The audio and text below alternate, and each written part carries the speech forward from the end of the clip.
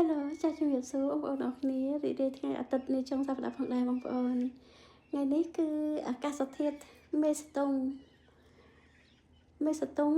ប៉ុន្តែស្ងប់ខ្យល់អញ្ចឹងទៅគឺកម្ដៅល្មមហ្មងបងប្អូនអត់ក្ដៅពេកអត់ត្រជាក់ពេកទេពេលខ្លះមេឃក្ដៅប៉ុន្តែខ្យល់បក់អាចលាយឡំគ្នាអញ្ចឹងទៅក្ដៅប៉ុន្តែបើមានខ្យល់បក់គឺល្មមដូចគ្នាតែសម្រាប់ថ្ងៃនេះក៏ដូចគ្នាគឺល្មមចាបងប្អូនហើយអមជាមួយនឹងទេសភាពដ៏បៃតងស្រស់ខ្ចីហ្មងណាជាមួយនឹងសម្លេងសត្វចាបយំនារបងចាគាត់មកធ្វើសវកនៅពី3សវកនៅរបងបងប្អូនហើយសត្វតពងប៉ុន្តែអត់រំខានទេគឺគ្រាន់តែមើលអញ្ចឹងហើយជួយការពារខៃលោមានឆ្មាមានអីទៅអឺ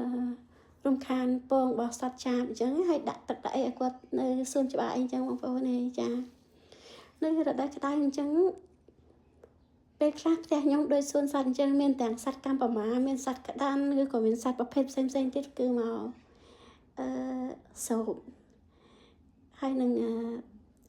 ដូចថាមកសួនច្បារអញ្ចឹងបងប្អូន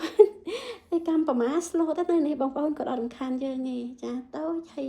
ឡើងស្អាតហ្មងណាចាសុខសប្បាយទាំងអស់គ្នាណាបងប្អូននេះចុងសប្តាហ៍នេះជូនពរបងប្អូនទាំងអស់គ្នាប្រកបតែសុខសុភមង្គលនិងសុខភាពល្អទាំងអស់គ្នាណាជម្រាបលាចាបាយបាយ